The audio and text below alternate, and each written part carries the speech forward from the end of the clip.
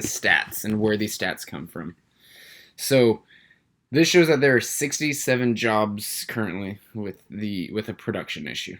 Okay, so of those 67, we do this math here. There's 26 jobs that are over 4 days old with no paperwork, and 41 jobs with a production issue.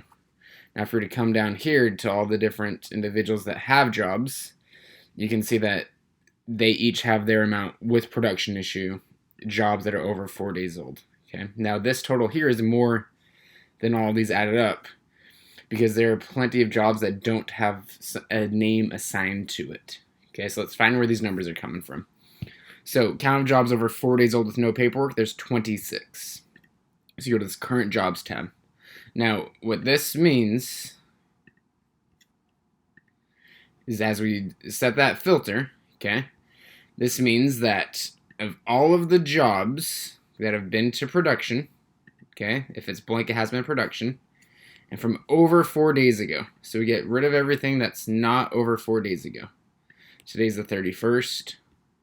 So let's go back to here, okay. Okay, whenever a job is completed, it is to have a crew pay submitted to the office. Once that happens, a date needs to be put in.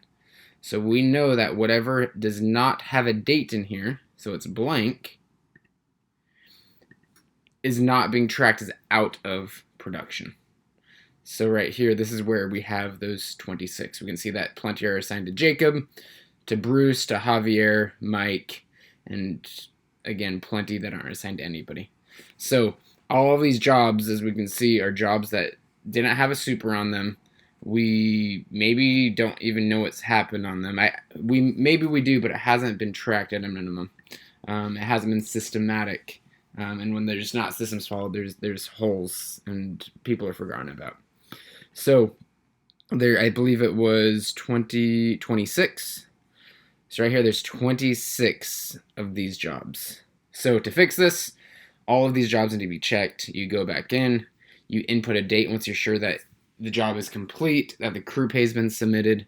Now going forward, what you do is you always, whenever you get that crew pay in, you track this date. Once you get that crew pay in and you submit it to the office, you go ahead and input a date. So then it is out of production. Okay, so let me unset that filter there.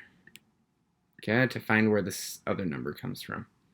Now this other number, okay, count to current jobs with production issue. Okay, so this next stat comes from right here, this production issue. So anything that has anything written down, okay, so get rid of the blanks, means that there is, the office is waiting, or sales is waiting on production to resolve it, okay?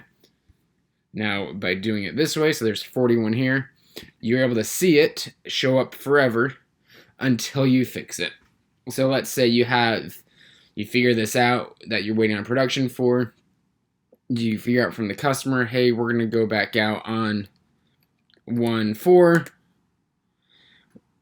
Now 1/4 comes, you remember you're going back out because you have the date in there. At the end of 1/4, you ask yourself, because it's assigned to you, or you say, hey, I'm going to actually have Bruce take care of this, okay? You say, Bruce, what's happening with this? Oh, you did it, great, it's out of production. And now that that issue is resolved, you can now delete it. And that was at 41 before, now that is at 40, because that is no longer an issue. So as you clean up this list, you need to be sure you add it to this list so you can track it, so that you don't forget it. And then once it's resolved, or once it's scheduled to be resolved, you add the date in. Once you know it's resolved, you add the out of production date and delete that.